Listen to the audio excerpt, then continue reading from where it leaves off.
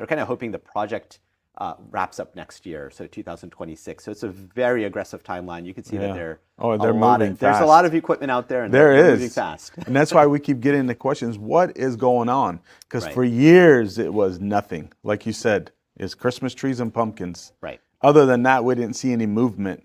But it's exciting to see that happen, and for this part of Tessahara to get developed into something useful for the community. Yeah.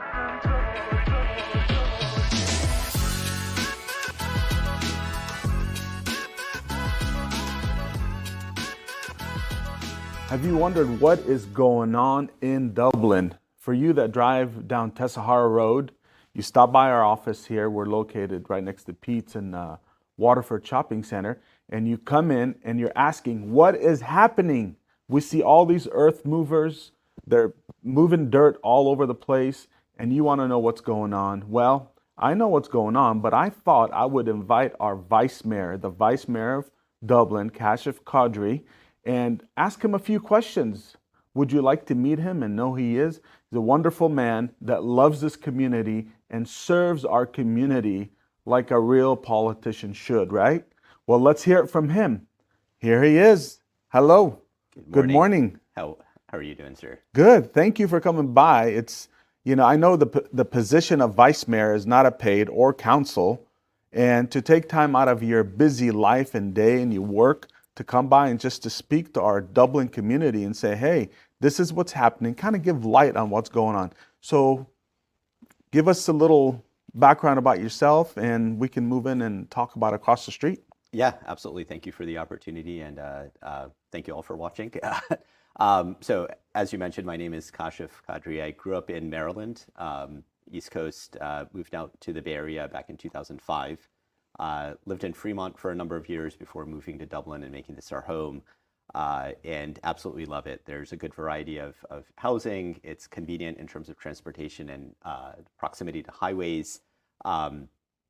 Good shopping and dining and houses, of course. Right. But a lot to do, a lot to offer, and I just really love the community more than anything. And that's what that's who I want to serve, right? The people of Dublin. Yeah. But yeah, excited to be here and Right. to answer the questions that you have. Awesome. So we get a lot of questions about across the street. We're right on Tessahara Road across from Safeway, and people are wondering what is going on there, what's coming in, what's happening.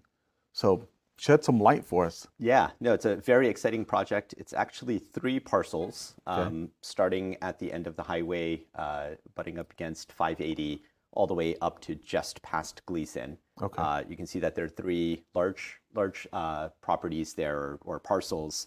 The first one, which is furthest south, is going to be more commercial. I think they're still working on exactly on what those plans are, but they're thinking something that will be a regional attraction, that will get people here, get people excited, and with that frontage right up against the highway, will really attract crowds, add to our tax base, which is great.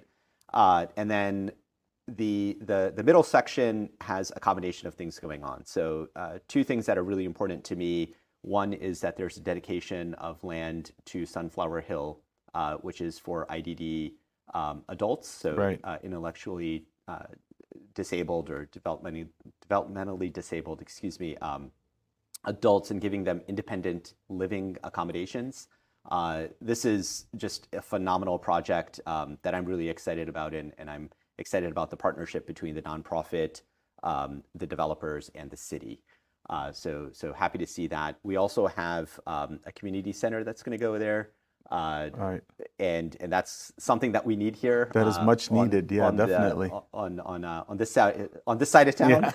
We're obviously one Dublin, Right. but having resources on both sides and kind of spread out is important. So the community center is going to be a nice anchor for the city on this part of town, and then it's going to be a transition between shop houses and pure retail. So think like a walking sort of district, retail and dining. And then as it moves further north, it becomes single family homes. So there's a very small sliver just north of Gleason, which are Right. going to be about 20 some single family homes. These are like 3-4 bedroom type homes.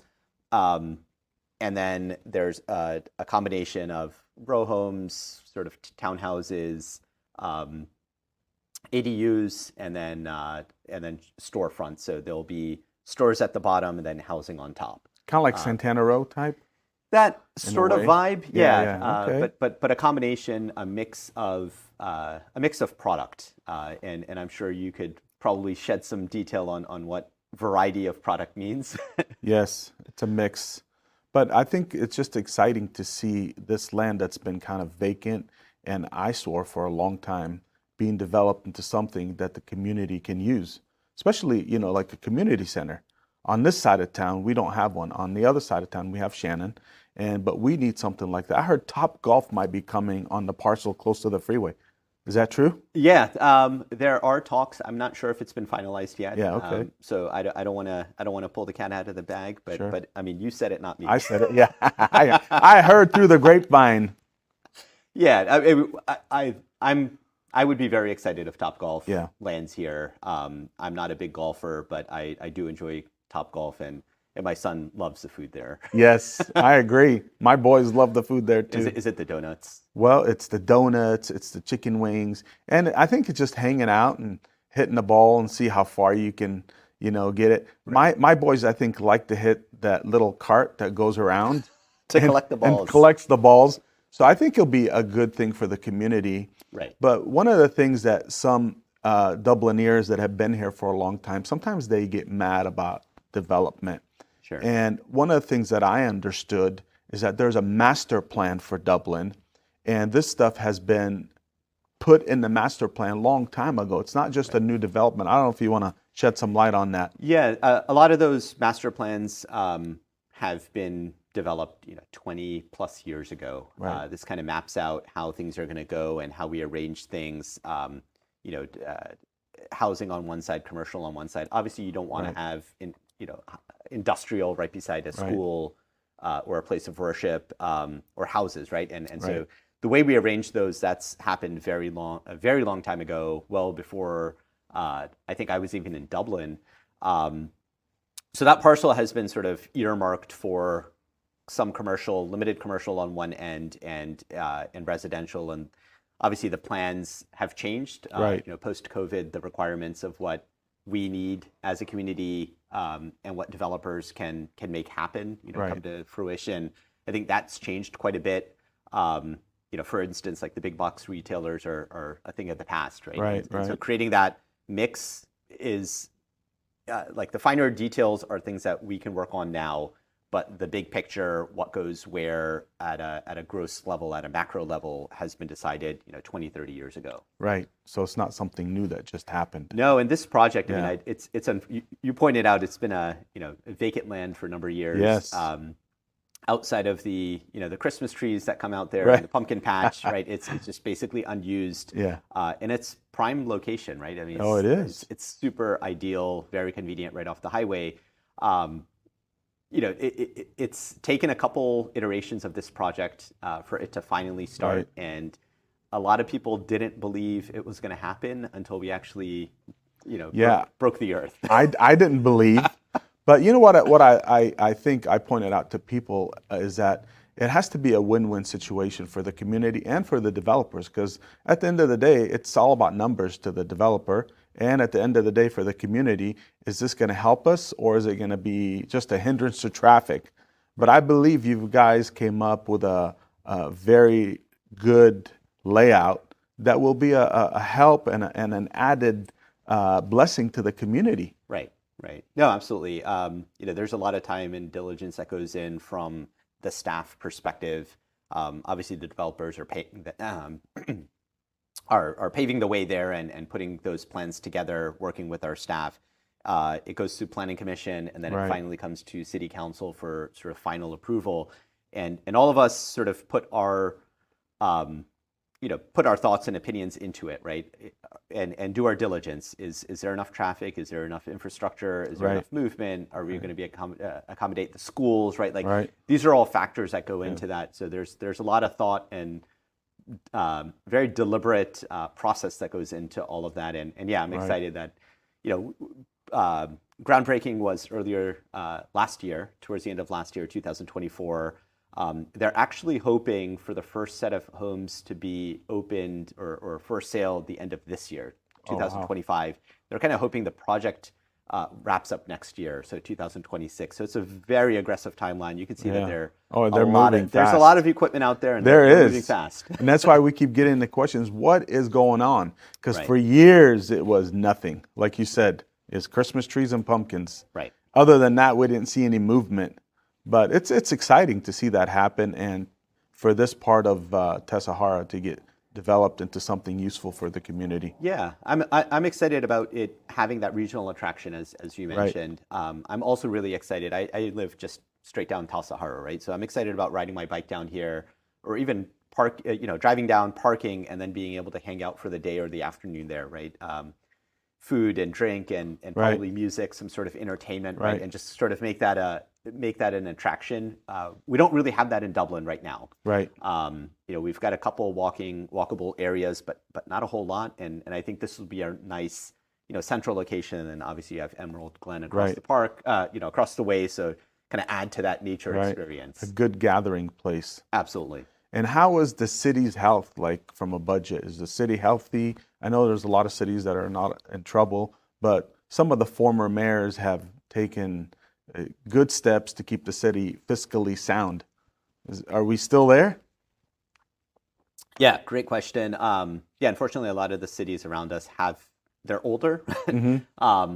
Requirements for infrastructure go up, right? Things age, and there are a lot of requirements there.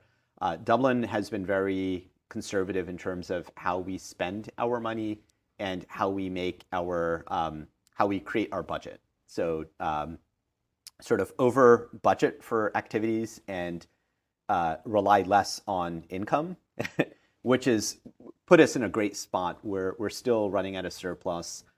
We think so every time we do the budget, and this is an annual event, and we do quarterly reviews on the budget. The health is really good. We every year we push it out at our annual review of the budget for 5 to 6 years, and this has been happening for several years. Where now we're looking, 2029-ish, right, where we'll hit that part where we're spending more than we're bringing in, not operating on a surplus effectively, but we keep pushing that out, and I hope we continue to keep pushing that out. Yeah. But yeah, overall budget-wise, right, we're thinking ahead. We're, as I mentioned, very conservative in terms of our budget, and we're trying to provide the most value and benefit to our community in terms of services, in terms of roads, in terms of infrastructure, everything. Not cut down on our services that we do for as long as we can.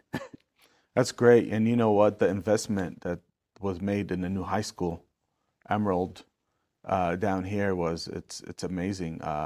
That campus is absolutely beautiful. Yeah. And absolutely. that costed, a pretty penny. Absolutely. Right. Yeah. But for the community on this side of the city, it just keeps people from having to be on the roads and congest the roads to go to Dublin High. It gives them an opportunity to have a high school on this side, which is a great investment.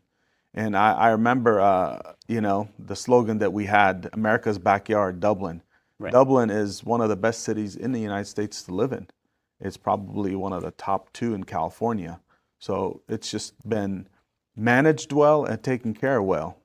So we just want to say thank you for coming by and talking about all these great things that are going on and giving us a kind of a bird's eye view of all the things that you guys have been working on at the council. Absolutely. Could I add just one comment? Actually 2, if you don't mind. So one is that Dublin High School, the nearly $400 million price tag, that was actually funded through a bond measure. So that's the people of Dublin coming together, rallying together, not only to vote for that bond measure, but then also taking the funds that were collected through that and giving it to the school district in order for them to build that. So great partnership there between the community and the school district. I'm excited to have that here. Absolutely stunning location and facilities. So yeah. I thank know you it's to the people of attracting. Dublin. It's attracting a lot of people, and I know for us in the real estate, we're seeing the prices appreciate greatly. I mean, we're seeing over asking on a lot of homes. People want to live here. Absolutely. They want to live here. They want to make this their home. and their community because they see something of value for their children, for their parents, for them. So that's what is going on in Dublin is really amazing.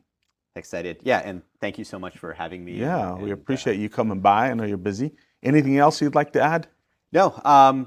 Well, just very quickly, if I know you introduced me as vice mayor. That's going to go on for the next year. Hopefully. Okay. But if anyone, if you have any questions, you know where to reach me. Right. If people in the community have questions or comments, all of my contact details are on our city website. And happy to connect. Have a cup of coffee. I'm a coffee guy, so. Yes, I see you next door at Pete's a lot with different people. He's there answering questions, hanging out with people. This is what community is all about. So we appreciate that. That's really something that is appreciated in the community. Thank you for being accessible. Yeah, thank you we for love the it. opportunity. Thank you.